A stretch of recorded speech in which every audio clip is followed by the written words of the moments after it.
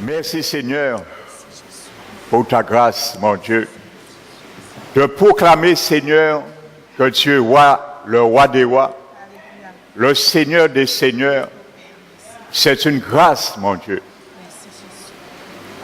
Car tu n'as pas donné, Seigneur, cette opportunité encore à tout le monde de t'appeler Père. Mais nous sommes, Seigneur, tous tes créatures. Mais nous sommes également tes enfants, Seigneur. Car tu as dit dans ta parole que si quelqu'un n'a pas reçu l'Esprit de Jésus-Christ, il ne lui appartient pas. Nous avons reçu, Seigneur. Nous sommes habités par ton Esprit Saint. Nous sommes tes fils, tes filles. C'est pour cela, c'est un grand privilège, Seigneur, de proclamer que tu es roi sur nos vies. Car c'est toi qui règnes dans nos vies, sur notre esprit, sur notre âme, sur notre cœur et sur notre corps.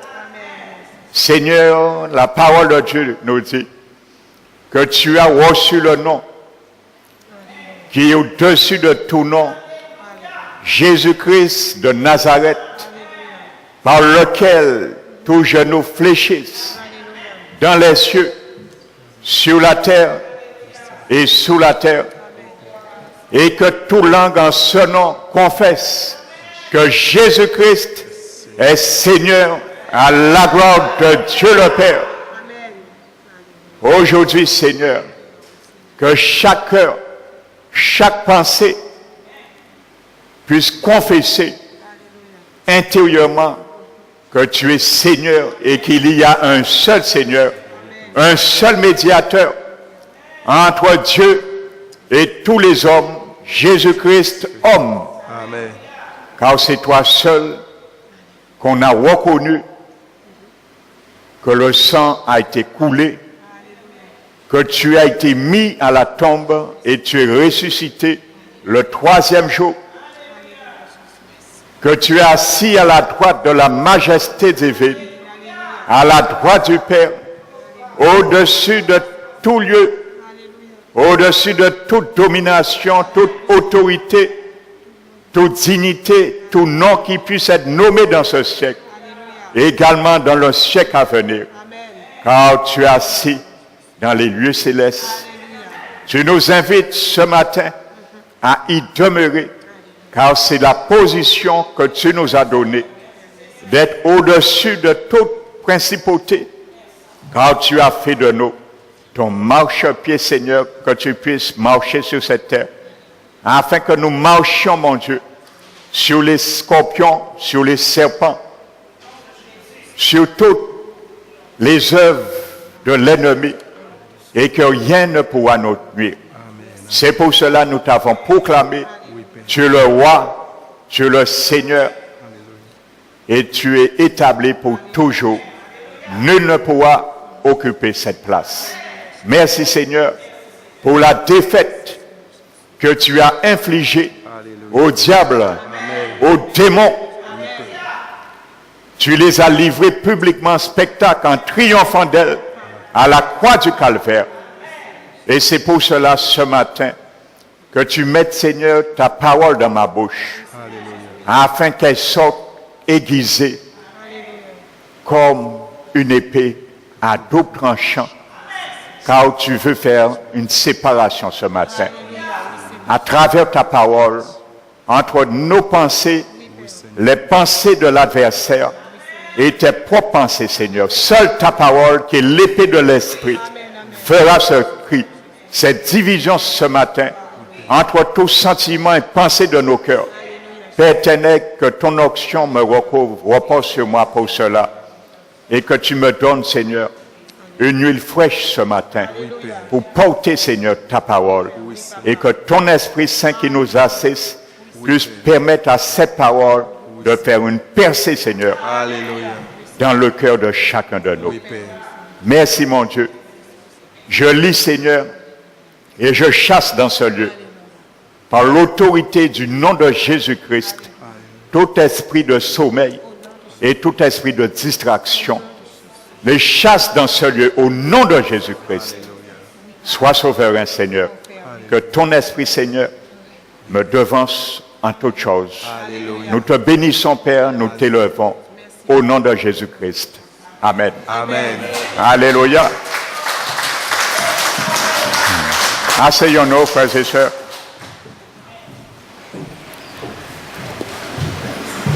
Je salue fraternellement ceux et celles que je n'avais pas salués. Donc soyez encore les bienvenus dans la présence de notre Dieu. Amen. Donc nous allons prendre la parole de Dieu pour continuer à où nous étions arrêtés dimanche dernier dans le livre de 2 Corinthiens, le chapitre 10. 2 Corinthiens, le chapitre 10. Nous allons voir comment l'Éternel nous invite à empêcher toute domination de l'adversaire sur nos vies. Amen. Car toute domination du diable commence par nos pensées, avec nos pensées et dans nos pensées. Alléluia. Lorsque nous disons l'adversaire m'a touché, l'adversaire a fait une intrusion dans mon corps, c'est parce que nos pensées n'ont pas été protégées. Et si nos pensées n'ont pas été protégées, c'est parce que nous avons été un mauvais sentinelle. Nous avons baissé la garde et l'adversaire a trouvé droit d'y rentrer. Alléluia. Donc c'est ça qui se passe dans les pensées avant toute chose. C'est pour cela, la Bible nous dit au verset 4, nous allons reprendre pour ceux qui nous visitent ce matin, 2 Corinthiens 10, verset 4, car les armes avec lesquelles nous combattons ne sont pas charnelles. Alléluia. Les armes charnelles, ce sont les coups de langue. Ça, ce sont les armes charnelles. Les coups de langue qui sortent avec du venin, du mépris. Ça, ce sont les armes charnelles. Et malheureusement, il y a beaucoup aujourd'hui dans le corps du Christ, en tant qu'enfant du Seigneur, qui utilisent ces armes encore de nos jours, malheureusement. Et il n'y a rien de nouveau sous le soleil.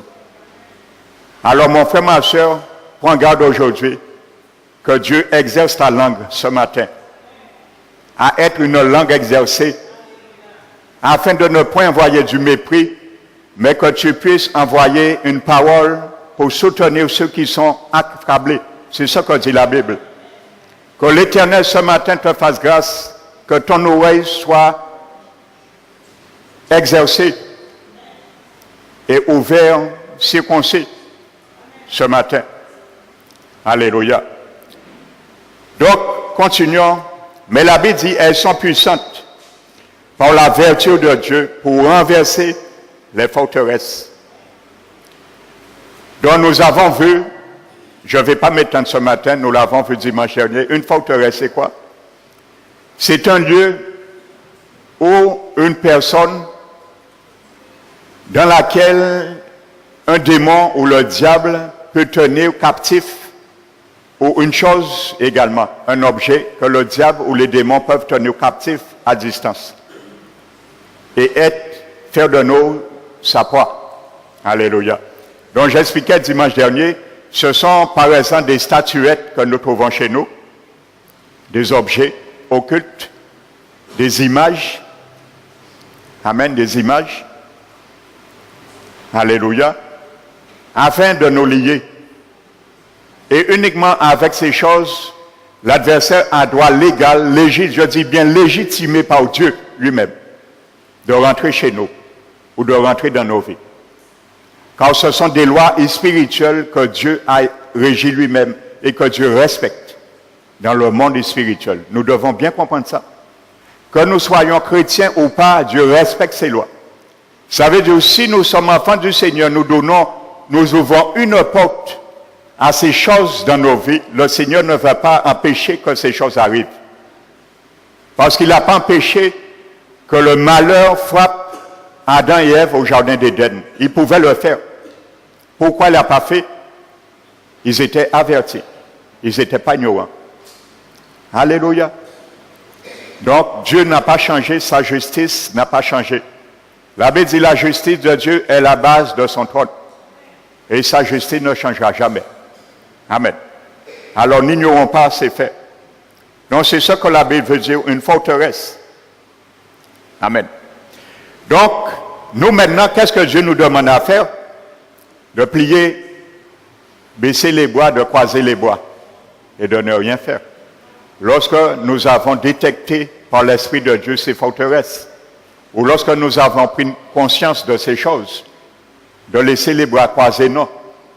Si nous laissons nos bois croisés, nous avons vu le Proverbe 24, ce qui nous dit.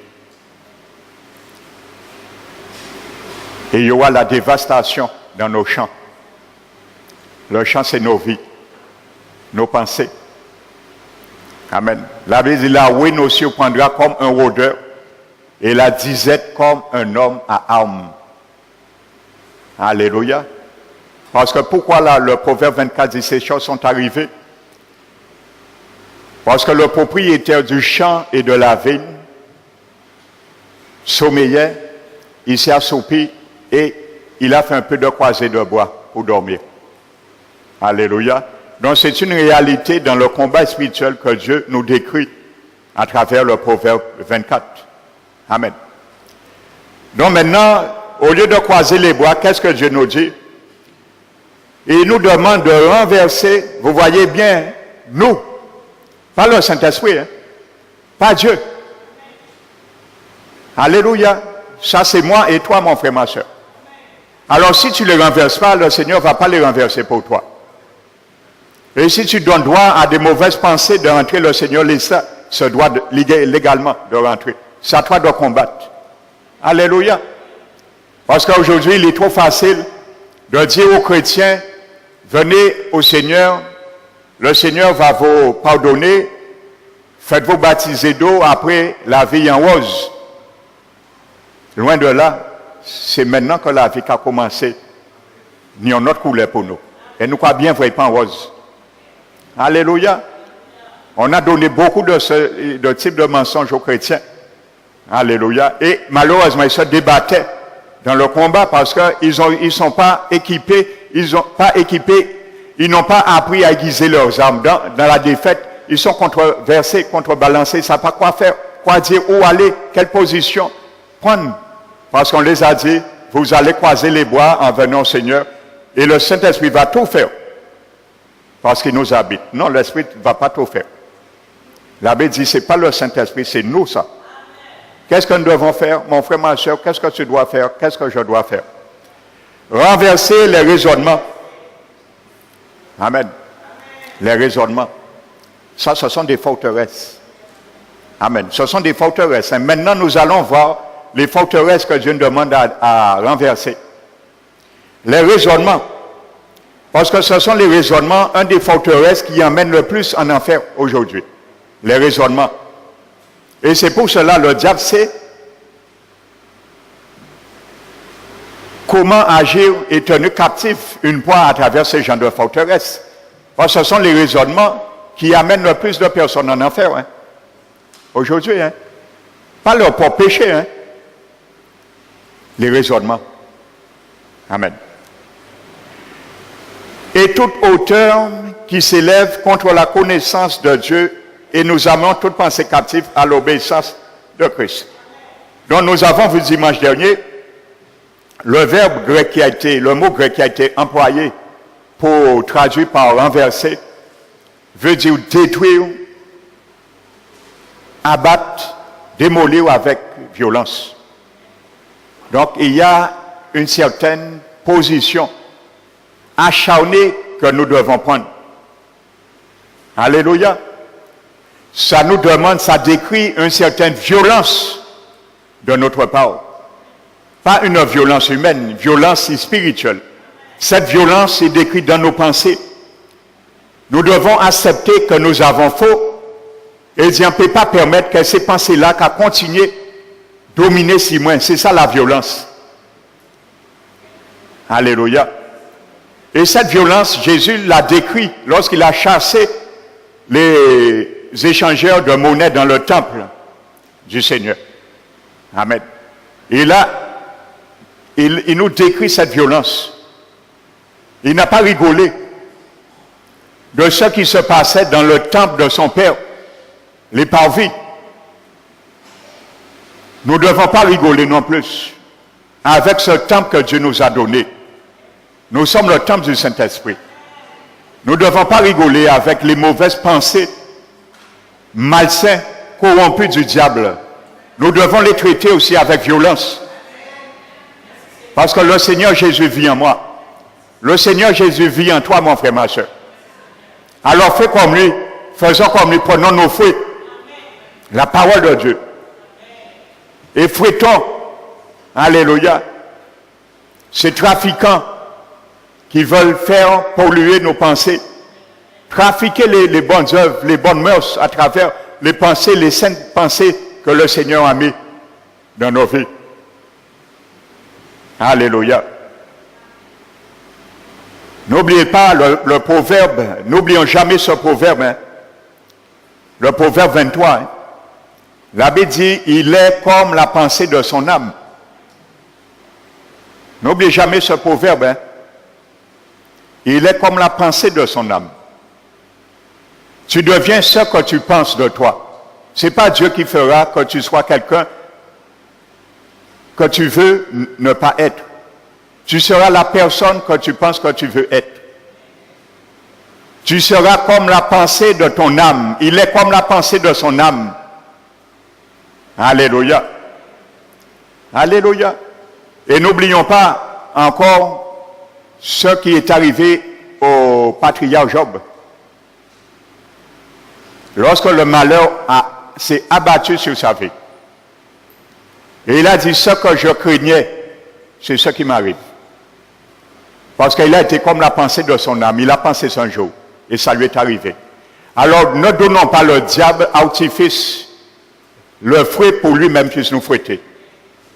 Quand tu penses mal de toi, tu penses mal d'une situation, tu maudis ta propre vie, ta situation. Le diable prend ses paroles et c'est le propre fouet, tu lui donnes pour te fouetter, pour nous fouetter. Alléluia. Job a dit, ce que je redoute, c'est ce qui m'atteint. Parce qu'il a redouté ça et ça lui est arrivé.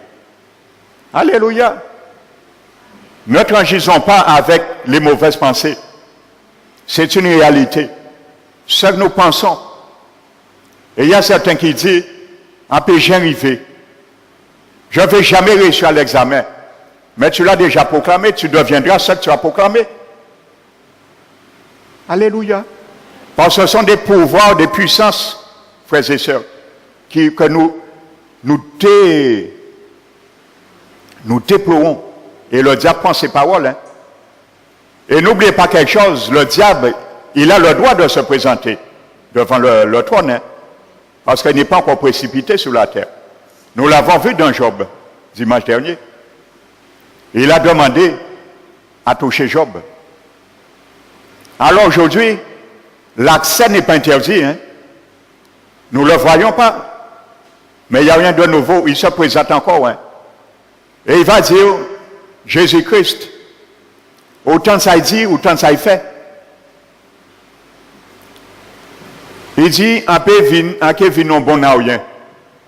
Alors on prend parole là, en cas de en point,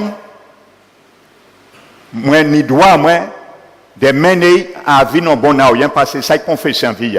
Et moi, qui engage moi pour y confesser. Voici ce qui arrive dans le monde spirituel. C'est pour cela que le diable le Seigneur veut que nous protégeons aussi bien nos pensées, mais notre langage. Alléluia. Amen. Et ça, nous allons le décrire plus loin, hein, parce qu'il y a beaucoup d'enseignements spirituels qui ressortent à travers cet enseignement. Donc, démolir avec violence. Amen. C'est pour ça que Jésus a dit, ce sont les violents qui s'en emparent du royaume. Et n'oublions pas, c'est notre esprit qui a été délivré, premièrement, du royaume des ténèbres.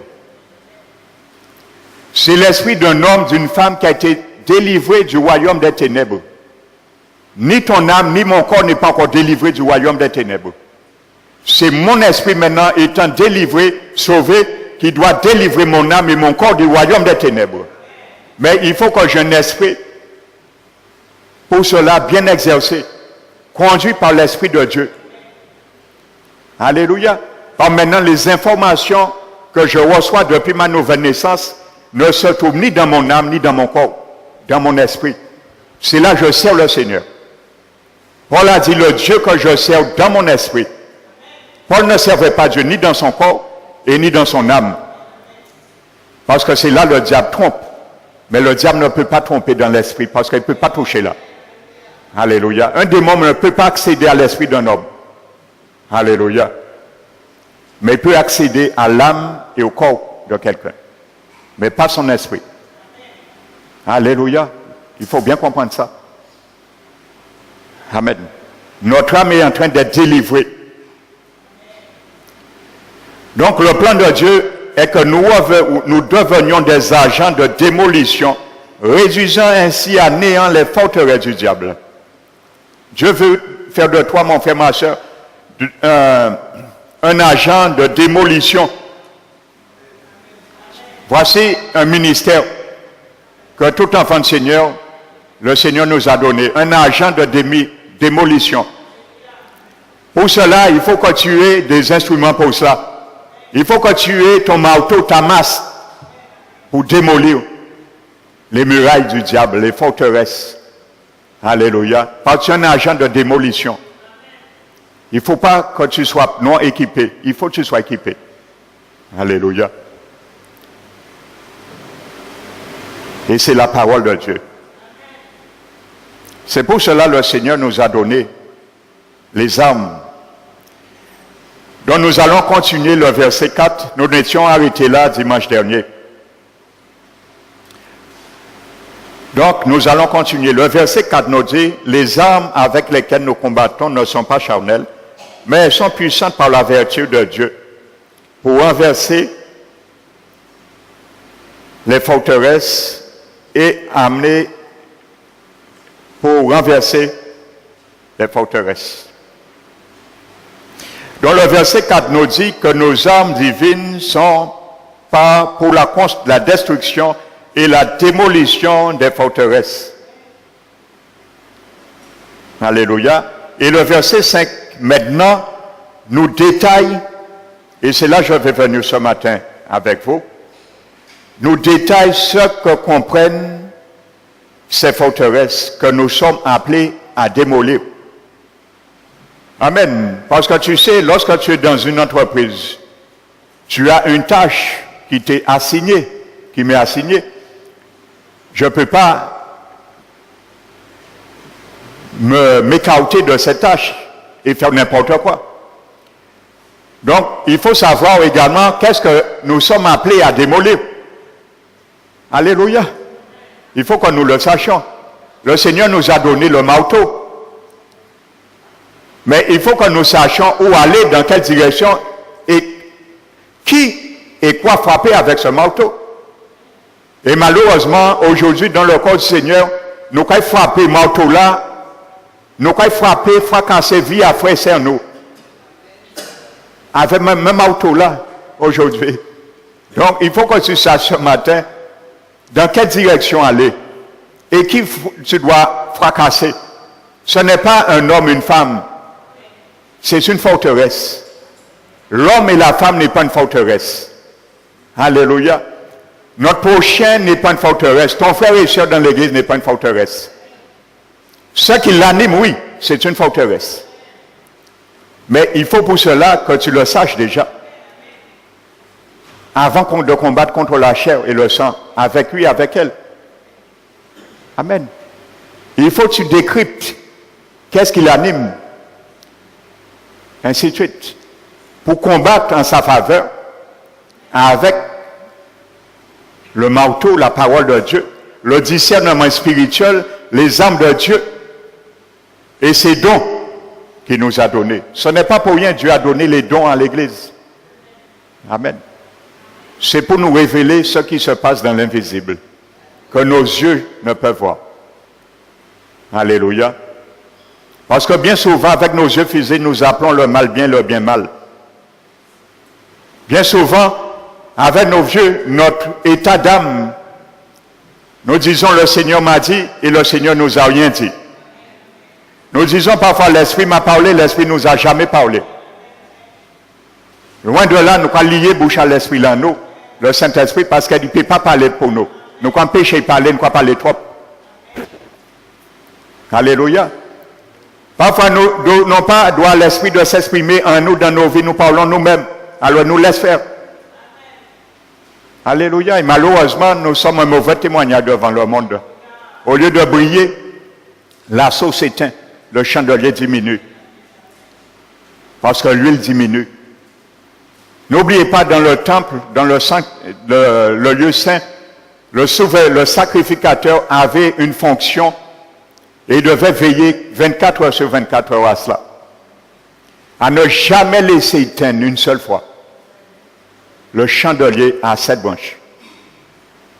Il devait veiller à cela. Ça veut dire journellement, il devait alimenter ce chandelier d'huile. Ne jamais laisser le chandelier éteint. Alléluia.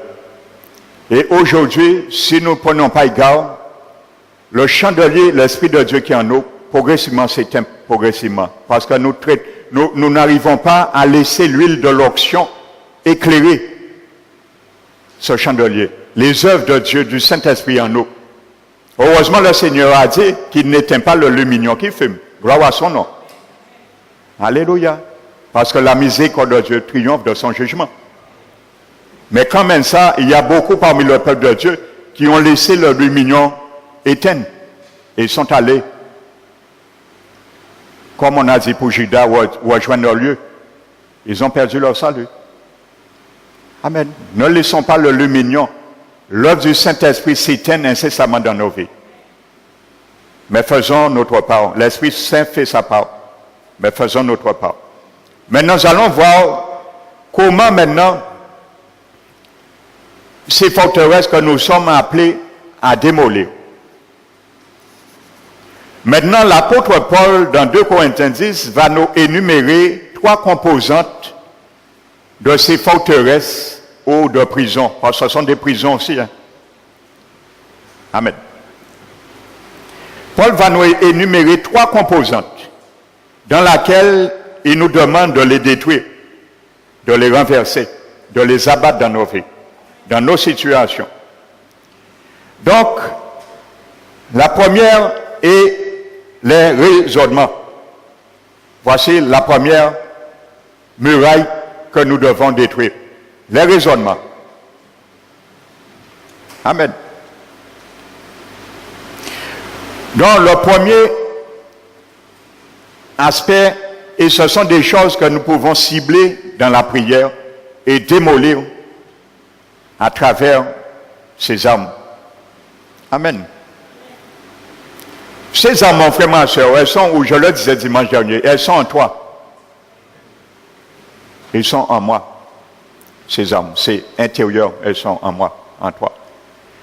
Donc, si nous n'avons pas appris à les aiguiser, c'est normal, nous n'allons pas pouvoir les utiliser. Parce que ces armes, ce sont mes pensées. Ce sont tes pensées. Amen. Elles sont en moi, en toi, mon frère, ma soeur. Alléluia. Ce sont ça, notre force. Donc pour cela, il faut que tu saches quelque chose. Et comprenez bien pourquoi l'apôtre Paul, dans le livre de Romains, le chapitre 12, je crois, Paul disait aux chrétiens, je vous exhorte par les compassions du Seigneur, de Dieu, à offrir vos corps comme un sacrifice vivant à Dieu. Ce qui serait de notre part un culte raisonnable. Vous savez pourquoi l'apôtre Paul décrivait, invitait le peuple à rendre leur corps comme un sacrifice agréable à Dieu. Parce que mon corps, ton corps, mon frère, ma soeur, ne pourra devenir un sacrifice agréable à Dieu à la mesure qu'il est modulé, qu'il est orienté par de bonnes pensées. Alléluia. Parce que mon corps ne va pas n'importe où, comme il veut. Mon corps ne touche pas à n'importe quoi comme il veut. Il suit des ordres qui viennent de mon cerveau. Et ces ordres viennent de mes pensées. Alléluia.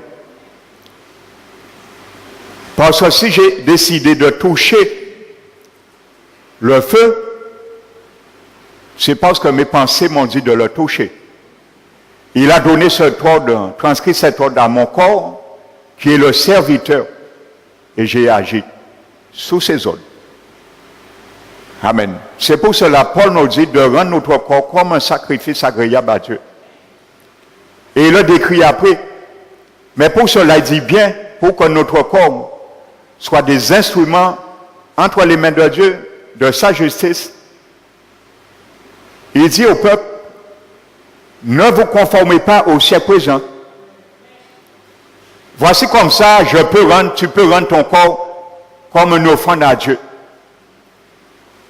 Il ne faut pas que nous puissions nous conformer à ce siècle présent, mais d'être transformés dans le renouvellement de notre intelligence, les pensées, les raisonnements, les spéculations, les rêveries, ainsi de suite. Ça doit être renouvelé, et une fois que ça sera renouvelé, automatiquement, nous ne pourrons pas nous conformer au siècle présent. À travers les raisonnements, les pensées du monde, ainsi de suite.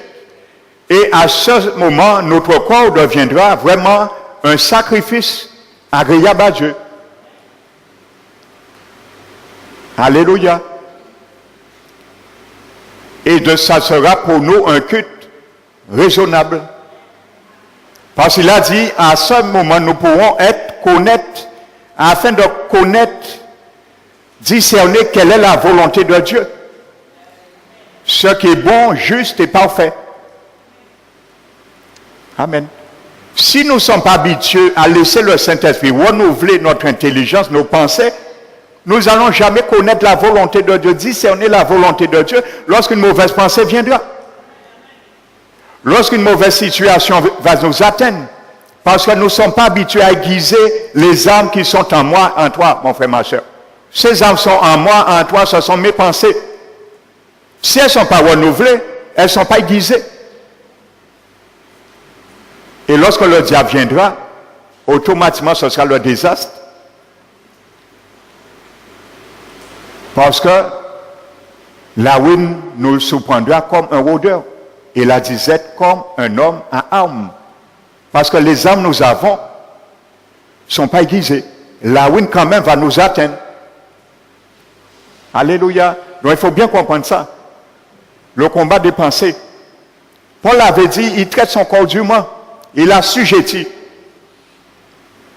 L'apôtre Paul, il a assujetti son corps dûment. Pourquoi Paul dit, il a assujetti son corps?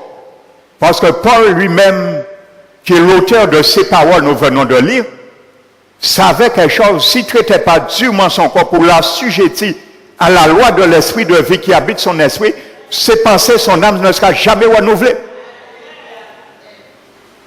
Alors voici comment aiguiser nos pensées. Le renouvellement de notre intelligence, c'est traiter notre corps dûment. Et comme ça, les âmes s'aiguisent automatiquement dans mes pensées, dans tes pensées. Alléluia. C'est en traitant nos corps dûment, disant non. La parole de Dieu dit non, je ne dois pas faire ça, je ne dois pas agir comme ça, ainsi de suite. À ce moment, nous aiguisons nos pensées. Alléluia. Trop parmi nous, nous laissons aller dans la dérive, à droite, à gauche. Nous sommes emportés à tout vent de pensée aujourd'hui. Amen. Donc le premier aspect que Paul, qui concerne ces forteresses, ce sont les raisonnements. Dans le grec, ce mot raisonnement, le premier aspect de ces forteresses. Dans le grec, ce mot grec, c'est le mot logismos. Écoute bien la définition de ce mot grec qui est traduit par raisonnement. Logismos, ce mot n'évoque pas seulement les pensées dispersées. Amen. D'un individu, mais aussi le calcul bien réfléchi en fonction de sa sagesse et de sa logique.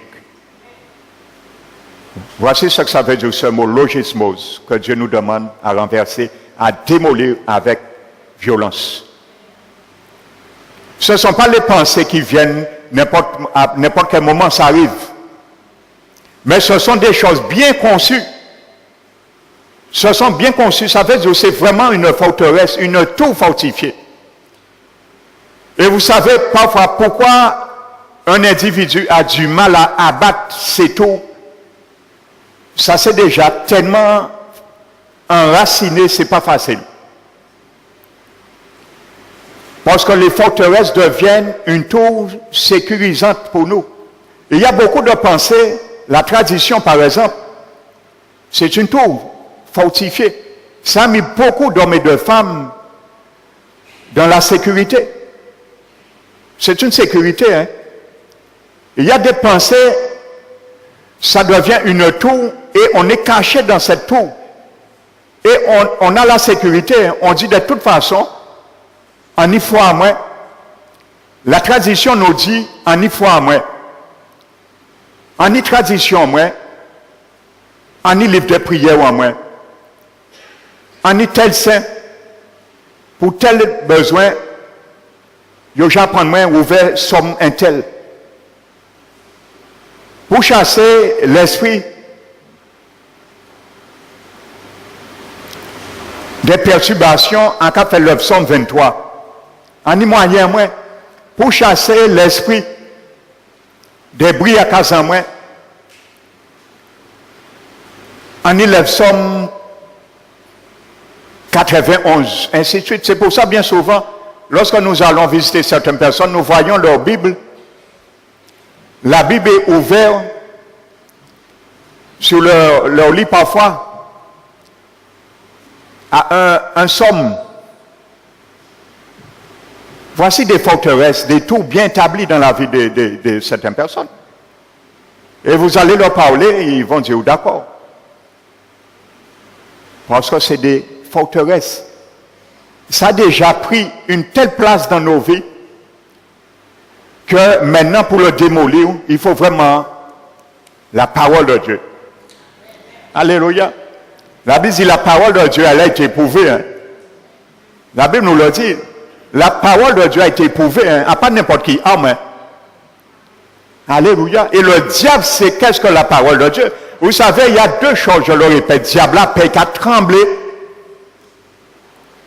C'est la parole de Dieu, l'enseignement. Vous savez, frères et sœurs, lorsqu'un serviteur du Seigneur prend dans l'ancienne doctrine, c'est un danger pour le diable, pour le royaume. Et c'est pour cela que ces serviteurs, il y a soulèvement contre leur vie. Et ce n'est pas étonnant, parce qu'ils savent qu'est-ce que la parole. Parce que ces serviteurs qui apprennent le billard, à aiguiser à maillot, pour combattre le royaume à diable, parce qu'ils sont marteaux. La Bible dit, ta parole a été prouvée. Et la Bible dit, il est une forteresse pour ceux qui se confient en toi. Il devient une forteresse. Alléluia. Donc ça devient une tour fortifiée. Le raisonnement. C'est pour cela il est plus difficile de désapprendre qu'apprendre. Et ça dans tous les domaines. Hein. Parce que lorsqu'on a appris quelque chose, il y a un exercice qui a été fait déjà. Donc pour ramener la chose à contre-courant, c'est pour cela que je disais que lorsque quelqu'un vient au Seigneur, il est né de nouveau, la première chose que l'Esprit va amener cette personne à faire, c'est à réhabiliter son cerveau. Voici l'œuvre du Saint-Esprit. À réhabiliter son cerveau. À remettre le chronomètre à 0 et repartir dans le renouvellement. Ça, c'est l'œuvre du Saint-Esprit. Mais il ne le fera jamais sans que nous soyons partenaires avec lui. Alléluia. Il ne fera jamais à notre place ce que nous pouvons faire. Dans nos faiblesses, il le fait, mais à notre place, non. Parce que Jésus ne l'a pas envoyé comme dictateur dans nos vies. Il l'a envoyé comme celui qui nous accompagne, nous assiste, nous conseille, nous enseigne dans toutes choses, qui nous relève dans nos faiblesses. Il est prêt même à intercéder en notre faveur lorsque nous ne savons pas parfois quoi demander dans nos requêtes. Mais lui, il intercède par des soupirs inexprimables. Il est là pour cela. Mais il n'est pas là pour prendre notre place. Alléluia. Donc ça devient, frères et sœurs, un mur bien établi. Les raisonnements. Alléluia. Il y a une illustration qui me vient à la mémoire. Vous savez, ça décrit parfaitement cela. Lorsque les Hébreux étaient en esclavage à Babylone, la Bible nous dit, le monarque qui avait ravagé le temple, qui les avait tenus captifs et amenés à Babylone, Nebuchadnezzar, la Bible nous dit, lorsque cet homme est mort, son petit-fils, Belshazzar, l'a succédé sur le trône. La parole de Dieu nous dit un jour, cet homme était en train de faire un festin et il a décidé ce jour-là, il va faire quelque chose de nouveau. Donc il a dit d'aller prendre les vases d'or qu'ils avaient emmenés avec eux parce qu'ils ont détruit le temple. Alléluia. Que Salomon avait construit. Ils ont détruit le temple et ils ont amené les ustensiles à Babylone. Alors ce jour, ce roi dit d'aller prendre cette coupe d'or et nous allons le remplir de vin et nous allons nous enivrer. Il décidait de faire en fait autrement qu'il tenu l'habitude de faire. Nouveau. Et la Bible nous dit au moment que ce roi va commencer la fête, à sa vue et aussi de ses ascendants, il voit sur le mur quelque chose d'écrit. Sur le mur, mais c'était une langue inconnue. Il ne pouvait décrypter. Alors, il demande d'aller chercher Daniel et de lui donner la signification. Écoutez bien ce que Daniel, le prophète Daniel lui dit. Et il dit, au roi, en cas il va avoir une explication là, hein, mais ça peut plaire, hein. Alléluia. Ça peut plaire. Et lui a dit, voici ce qui est marqué. Tu as trouvé, Dieu t'a pesé maintenant dans la balance. Tu as été trouvé léger. Sache, ce soir même, ton royaume sera remis à quelqu'un d'autre. Vous savez, là je viens avec vous, le roi Belshazzar a rigolé. Il a rigolé. Vous savez pourquoi il a rigolé? Il a dit, ça peut jamais arriver. Parce qu'il s'appuyait sur quelque chose. Vous savez, Babylone, cette ville s'appuyait sur quelque chose. Sur quoi? Selon vous. C'est pour ça qu'il a rigolé. Il s'appuyait sur quelque chose. Eh bien, cette ville était fortifiée. Parce que la ville de Babylone, où siégeait ce roi, avait une muraille très élevée. Et les murs étaient tellement épais que personne ne pouvait flécher ces murailles. Il s'appuyait sur ça et il a rigolé. Parce qu'il dit comme ça, il raisonnait. Il dit, mais pour y prendre place en moi, il faut y venir combattre moi et tuer moi. Il a rigolé. Mais ce n'est pas le dessein de Dieu. Les pensées de Dieu ne sont pas nos pensées. Alléluia. il oubliait quelque chose. Alléluia. Et aujourd'hui, il faut que tu saches, le diable oublie quelque chose aussi. Que l'Éternel est au-dessus de lui. Et l'Éternel, toujours que ça fait une brèche en muraille, les nous voulons démolir. Il a oublié quelque chose. Parce que la ville était, le mur était tellement élevé et tellement épaisse. Et vous savez, les Babyloniens, ça faisait très longtemps qu'on ne les avait jamais vaincus au niveau de combat. Ils n'ont pas été capables de combat. Donc vous voyez, ce sont ces choses, ces raisonnements, ces pensées qui a fait que ce roi Belshazzar s'est appuyé. Mais malheureusement, il a ignoré quelque chose. Amen.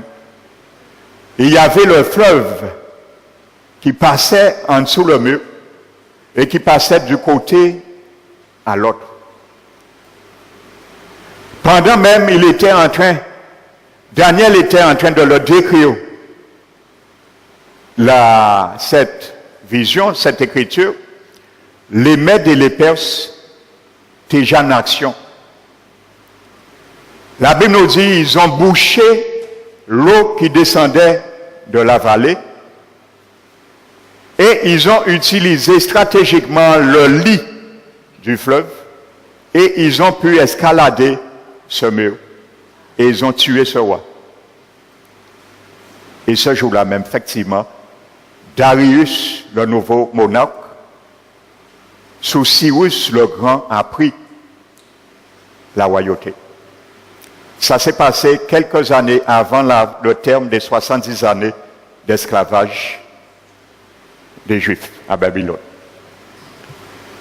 Voici comment la défaite. Il s'appuyait sur la muraille. Amen. Et aujourd'hui, ces forteresses, certains raisonnements, l'homme s'appuie sur ces raisonnements. Parce qu'il y a quoi que bon Dieu peut jamais détruire ça. Amen. Mais la Bible dit la parole de Dieu a été éprouvée. Il peut détruire n'importe quoi. Mais là, toute qualité PCI, il peut détruire qui font flèche. À la disposition que nous voulons ou pas. Ça dépend de nous. Amen. Renversons les murailles que le diable a mis sur nos pensées. Amen. Et ne laissons pas le diable rigoler de nous, mais renversons-les.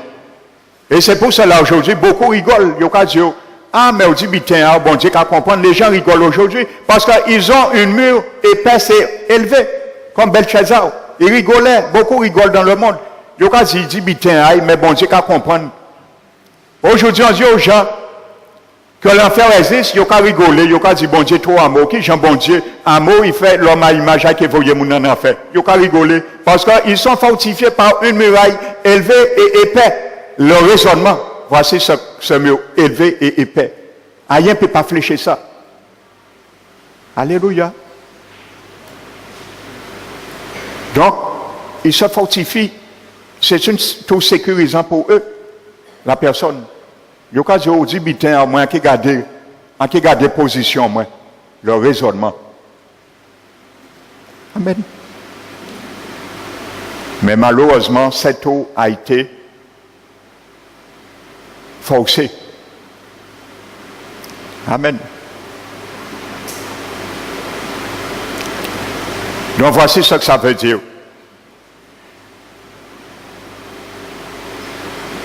Ce mot n'évoque pas seulement les pensées dispersées de l'individu, mais aussi le calcul bien réfléchi en fonction de sa sagesse et de sa logique.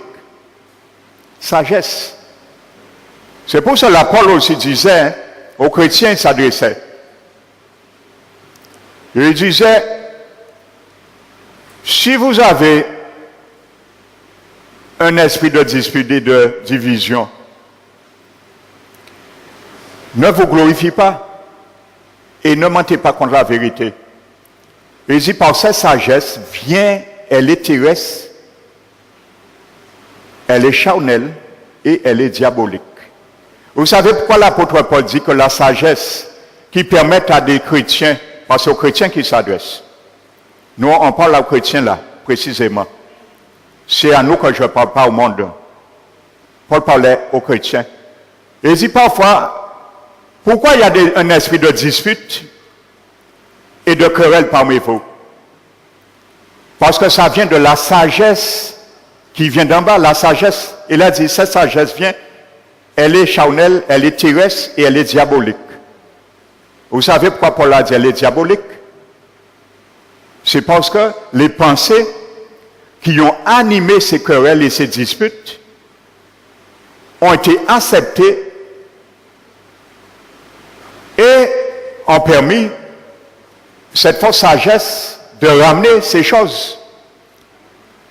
Donc ce sont des pensées qui n'ont pas été contrôlées, qui n'ont pas été filtrées par notre portier qui est notre pensée, notre intelligence. Ils sont rentrés et comme ça venait par le prince de la puissance de l'air, parce que je vous ai montré dimanche dernier que des mauvaises pensées, on ne les entend pas audiblement.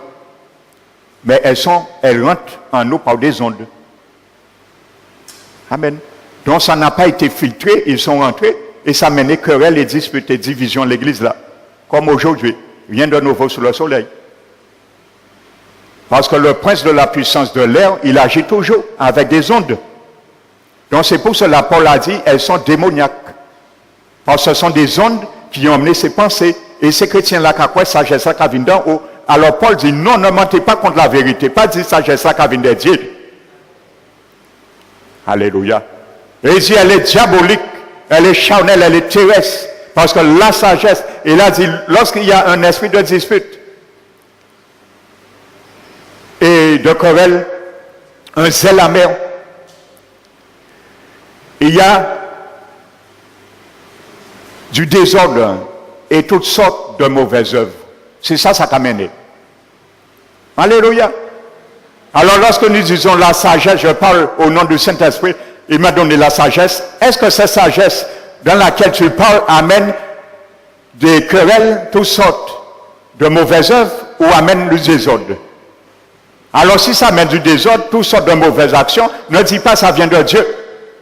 C'est la même réalité. Aujourd'hui dans l'église, je parle en général, il y a des frères et sœurs qui amènent de scandales, du querelle, de division, toutes sortes de choses. Il y a aussi l'esprit qui a dit. La Bible dit là, il y a un zèle, mais un esprit de dispute, il y a du désordre et toutes sortes de mauvaises œuvres.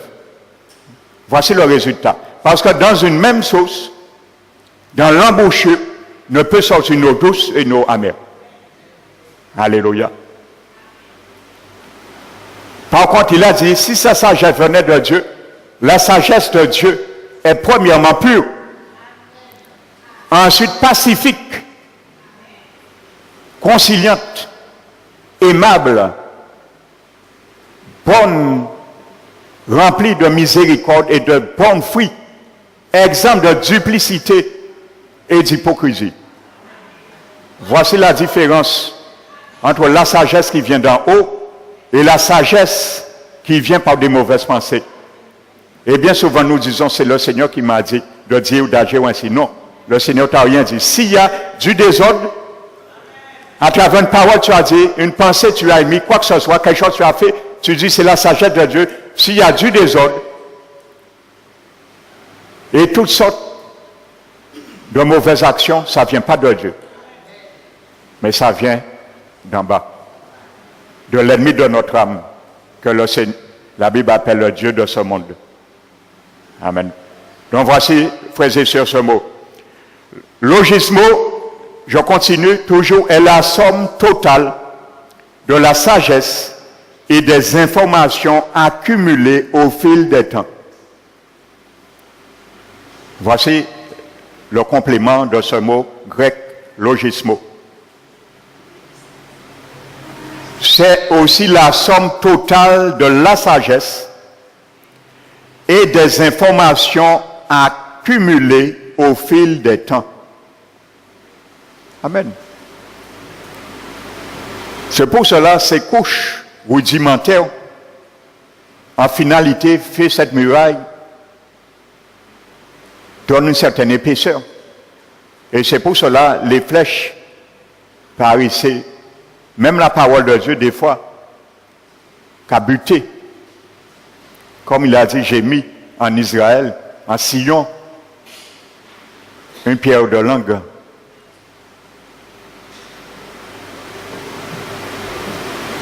Choisie et précieuse pour Dieu. Et ceux qui s'y opposent, cette pierre que Jésus devienne un mur de scandale, un rocher de scandale et une pierre d'achoppement. Parce que la Bible dit, il se heurte, à travers le raisonnement, il se heurte sur ce mur. Il a fracassé eux-mêmes. Ils brisent leur salut eux-mêmes pour ne pas accepter la parole de Dieu. Ceux qui ont voulu garder leur raisonnement, ne pas changer, admettre que Dieu seul est juste et tout homme est reconnu menteur devant Dieu. La Bible dit que tout homme est reconnu menteur devant Dieu. Et Dieu, oui, le oui et l'amen.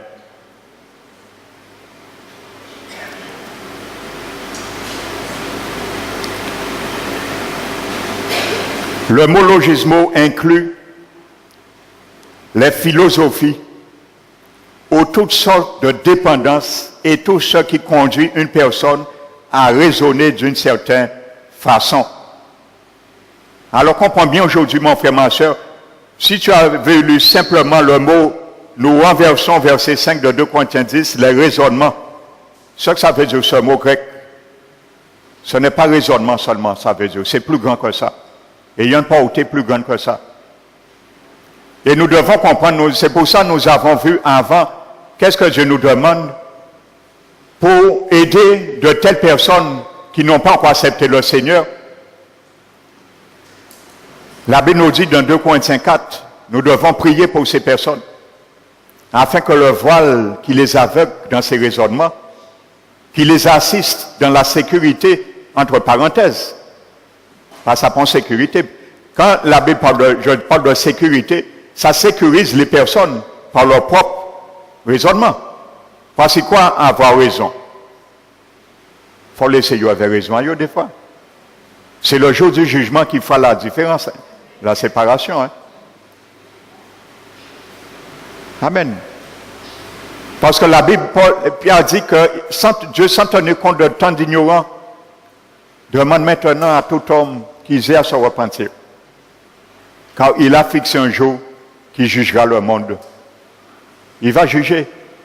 Donc ceux qui ne veulent pas se repentir de leur raisonnement, ils seront jugés un jour. Et raisonnement, il y a qu'à juger aussi. Amen. Donc c'est le moment favorable aujourd'hui.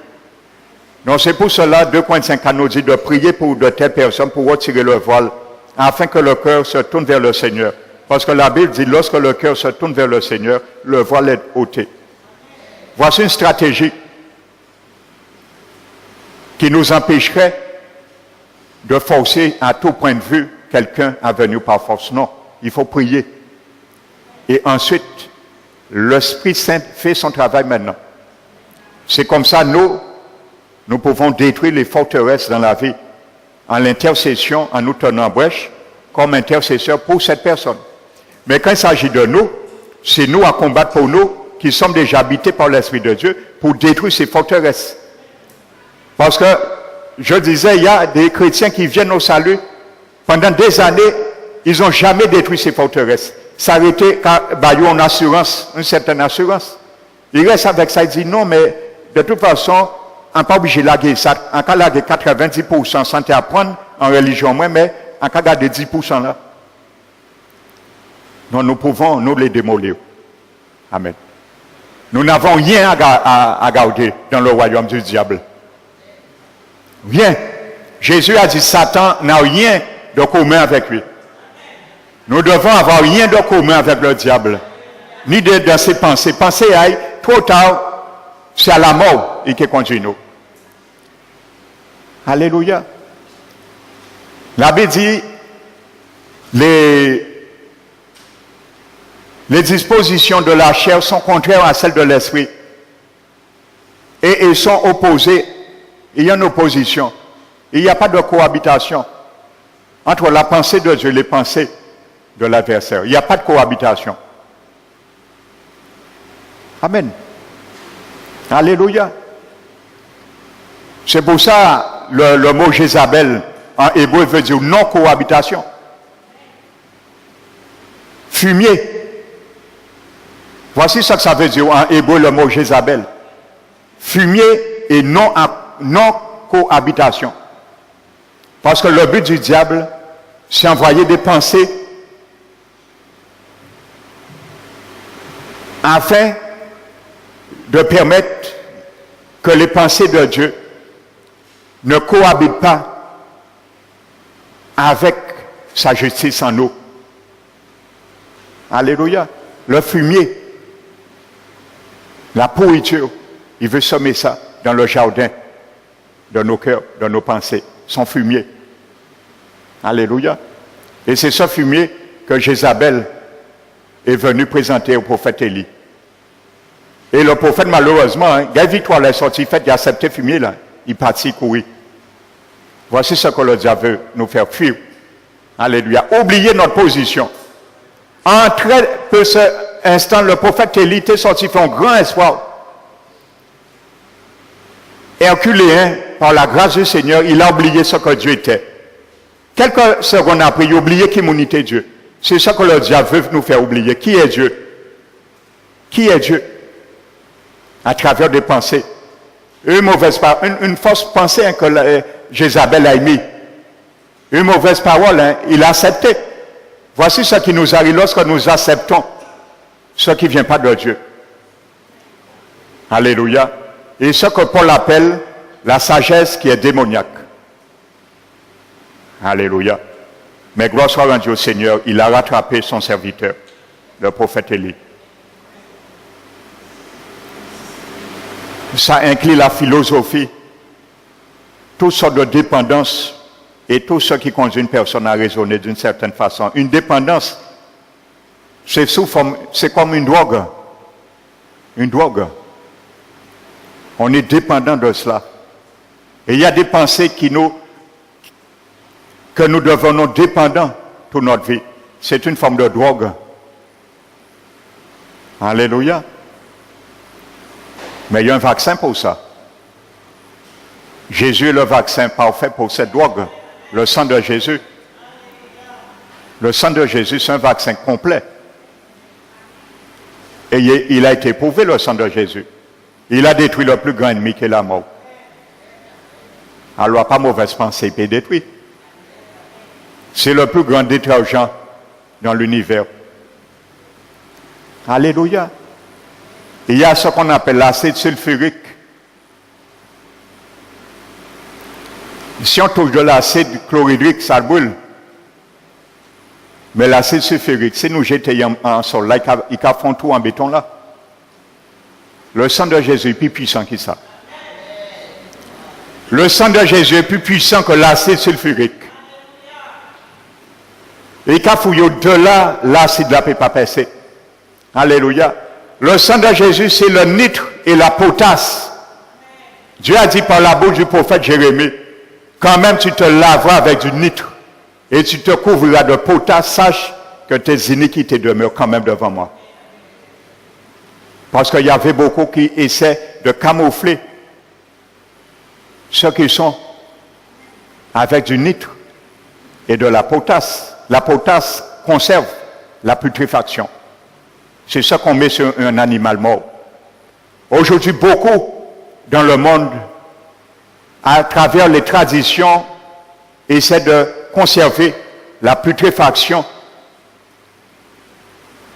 de leurs erreurs à travers la potasse de la religion, les bonnes œuvres, ainsi de suite. Ça, c'est du nitre et de la potasse que je dis, tu peux faire toutes ces choses. Tu peux aller toutes les dimanches, les périodes pascales à Londres, mortifier tes genoux, faire sortir du sang, faire pèlerinage.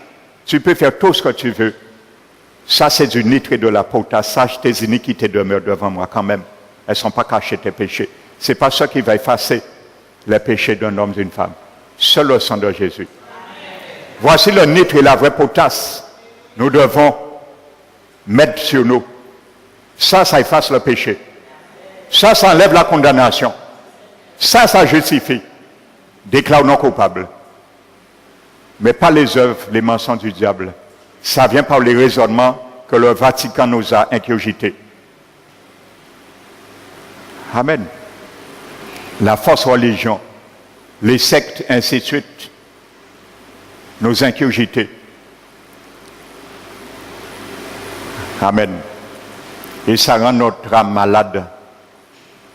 Parce que Dieu veut traiter notre âme, nos pensées, nos raisonnements, ainsi de suite. Mais apprenons à rejeter ce qui ne vient pas de Dieu. Apprenons à rejeter ce qui ne vient pas de son royaume. Afin que nos corps soient vraiment des membres, des instruments mis à la disposition du royaume de Jésus. Lorsqu'on va nous entendre parler, le monde, lorsqu'on va nous entendre, la manière dont nous les écoutons, lorsqu'on va voir les actes que nous faisons, ça doit impacter. Dieu, cet homme, cette femme vient vraiment.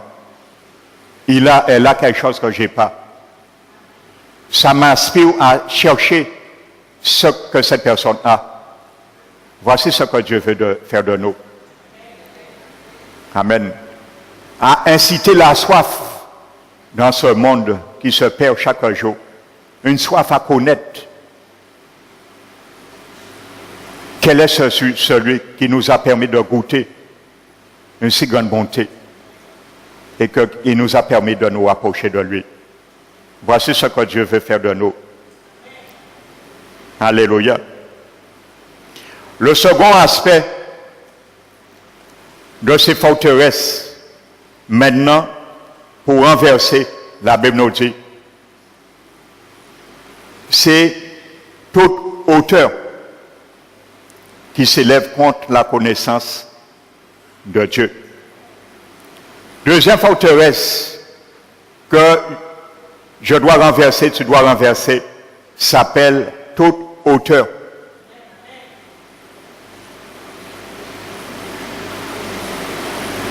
Ce second mot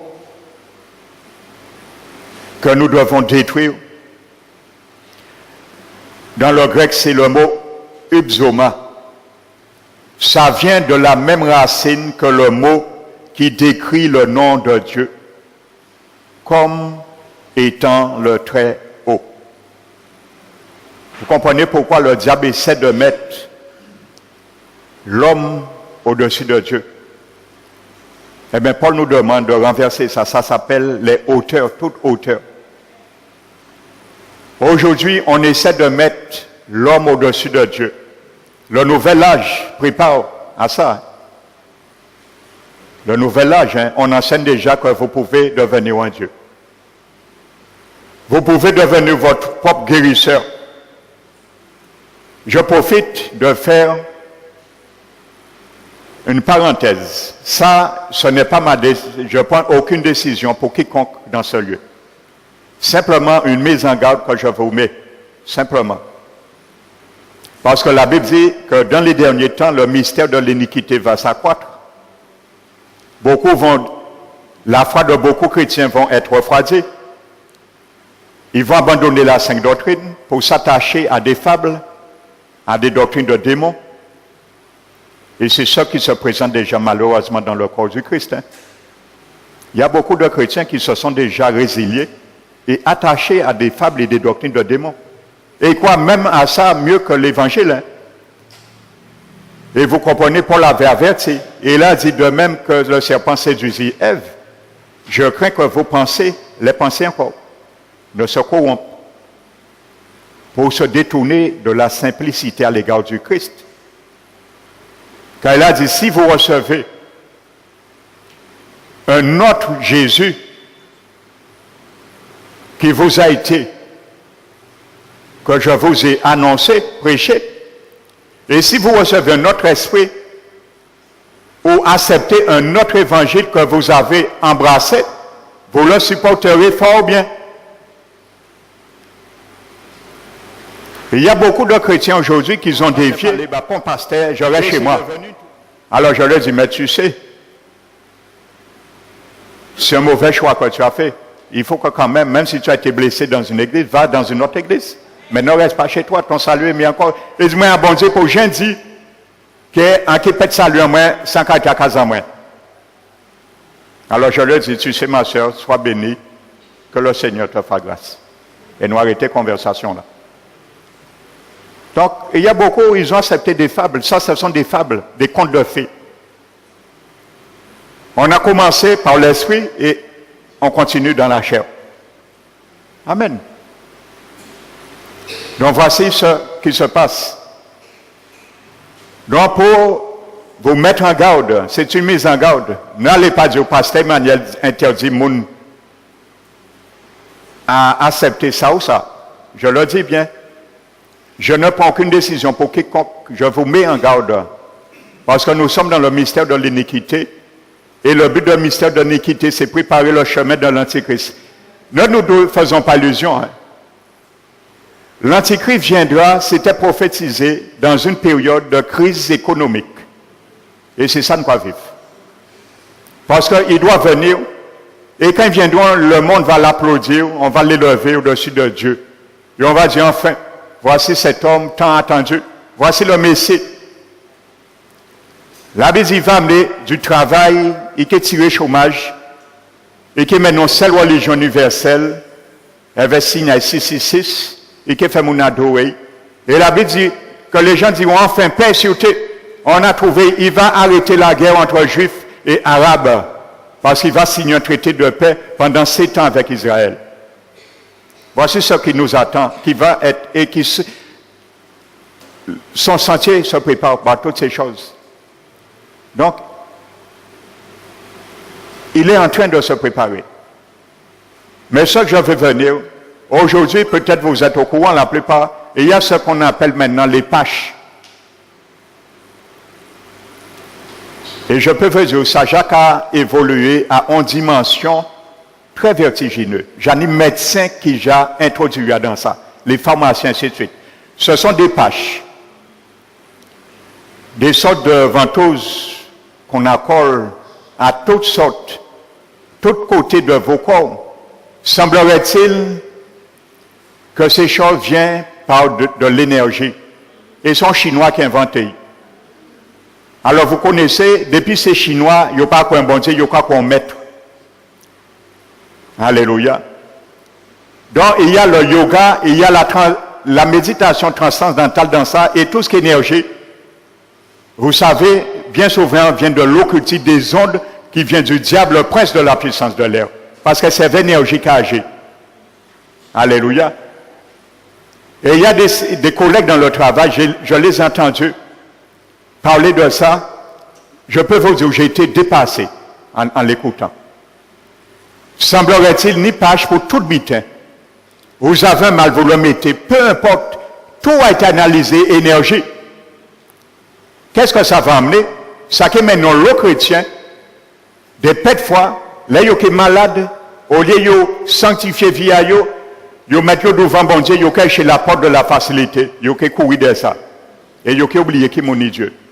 Ils vont oublier les signes qu'ils ont dressés derrière eux et les poteaux qu'ils ont passés comme indicateurs de ce que Dieu a fait pour retourner à la grâce. Mais ça qui devient le chrétien. Alléluia. C'est un peu comme à Pointe-à-Pitre. Hein. Il y a un lieu, tout le monde est là.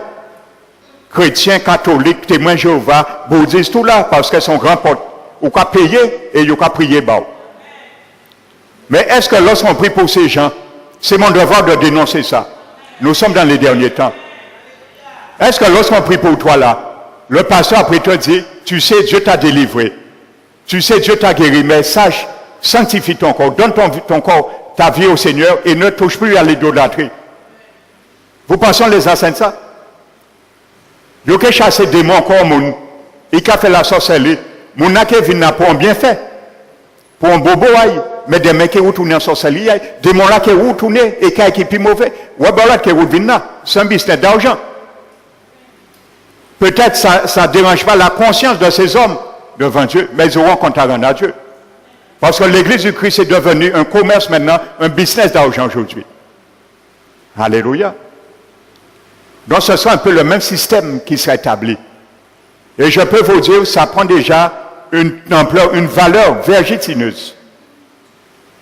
J'entends mon cas parler de ça comme Dieu. Hein. C'est pas, j'ai entendu des gens qui sont dans ça comme Dieu. Hein. Ils n'ont pas parlé de ça comme bon Dieu. Hein.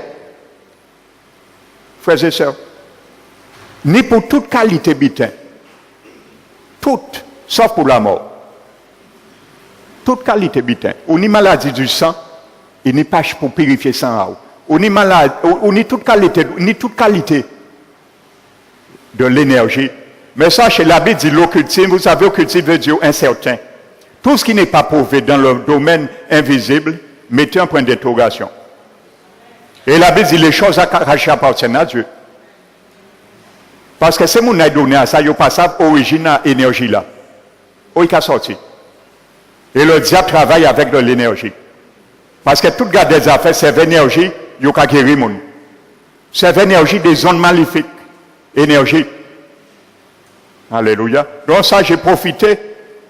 Je n'avais pas prévu ça dans la prédication. L'Esprit me dit de le dire. Pour vous avertir. Alléluia. Mais c'est à vous de prendre votre décision. Pas dire, pasteur, l'empêcher, mon n'est pas pachin. À pas sans dire, qu'à répéter.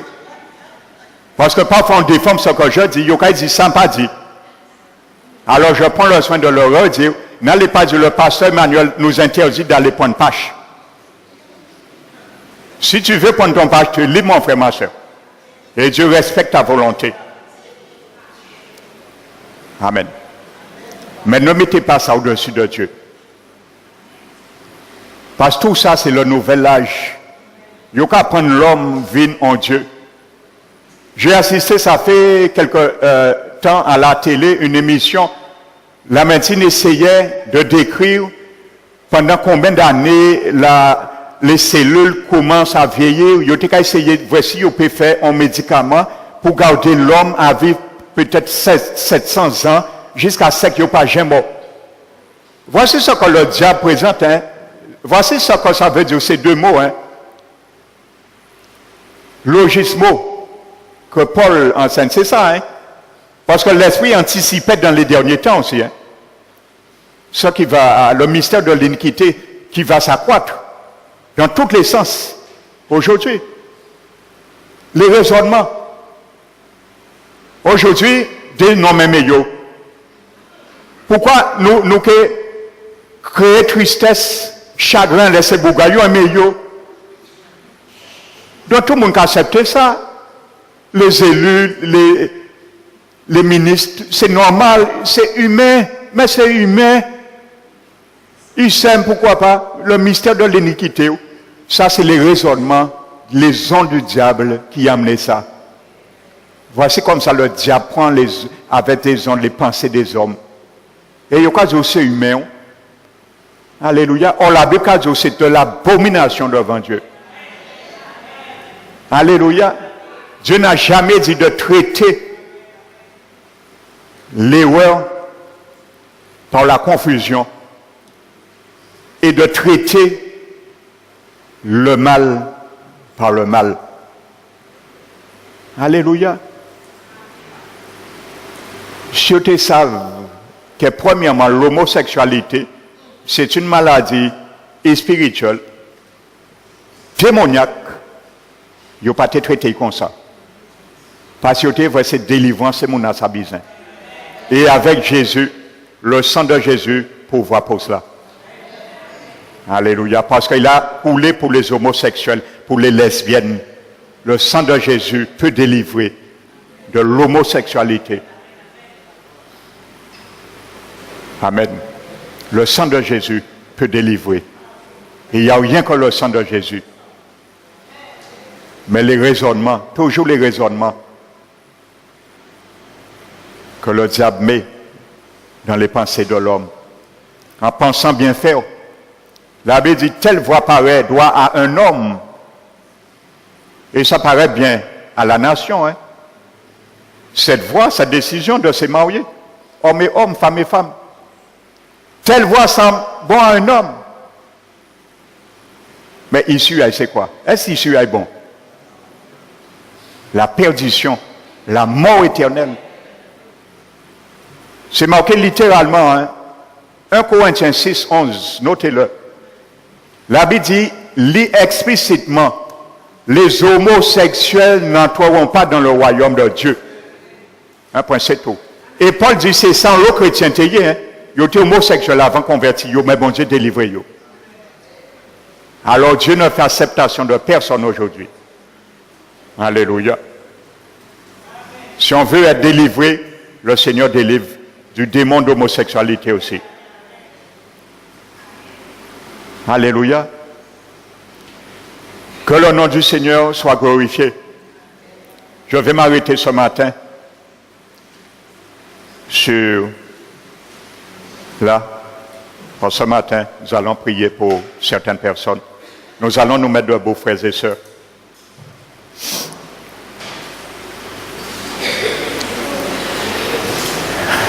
Mettons-nous debout. Fermons les yeux. Seigneur, Père éternel, j'élève ton Saint-Nom. Pour ta parole, Seigneur. Pour la grâce, Seigneur, à travers tes exhortations dans ta parole. Seigneur, s'il y a un cœur ce matin qui a pris conscience de l'état de son âme qui doit sans cesse les traiter comme un champ, comme une vigne, que tu veux, Seigneur, ameubler, agencer, défricher, Seigneur, par la puissance de ta parole, à savoir comment gérer, traiter et ériger une muraille sur notre âme, notre pensée. Alors, Seigneur, que ton nom soit glorifié. En dépit de cela, Seigneur, ta parole ne revient point à toi sans accomplir son œuvre, accomplir son dessein et exécuter ta propre volonté, Seigneur. Qu'il y ait cette volonté qui soit exécutée à travers, Seigneur, ta semence que tu as envoyée dans ce lieu ce matin. Seigneur, que cette semence soit enterrée et que tôt ou tard, arrosée par l'appui de ta parole, l'œuvre de ton Esprit Saint, puisse germer un jour, Seigneur. Je proclame, mon Dieu, qu'aucune, Seigneur, de cette semence ne reste, Seigneur, et soit asséchée, mais tôt ou tard, puisse germer et conduire, Seigneur, dans l'objectif du salut éternel. Garde-nous plus que jamais, Seigneur, d'être sur nos gardes, de traiter, Seigneur, avec une dextérité à la loupe de ton Esprit Saint qui nous habite, toute pensée, toute parole, tout raisonnement, toute spéculation qui peut venir ailleurs ou de nous-mêmes, Seigneur, loin de la pensée de ton Esprit, afin de les gérer, de les détruire, de les démolir avec violence, que nous ne restions ni oisifs, ni stériles à l'égard de ces choses. Conduis-nous, Seigneur, dans la victoire, le succès que veut ta parole en nous, car c'est elle qui peut sauver notre âme. Et nous voulons, Seigneur, que notre âme soit sauvée. Alors, plus que jamais, Seigneur, nous te demandons que la transformation dans le renouvellement de nos pensées agit pleinement, Seigneur. Nous te disons oui, Seigneur, nous te disons le droit de le faire, Seigneur, pleinement, mon Dieu. Et que nous soyons des acteurs avec ton Esprit Saint pour cette œuvre salutaire, salvatrice que tu veux faire, Seigneur. Ferai, Seigneur, un chemin favorable, adéquat pour ce cheminement. Et apprends-nous plus que jamais, Seigneur, à aiguiser les armes de nos pensées. Je bénis ton Saint-Nom. Je glorifie ton Saint-Nom. Et nous t'élevons, Père, au nom de Jésus-Christ. Amen. Nous allons bénir notre Dieu.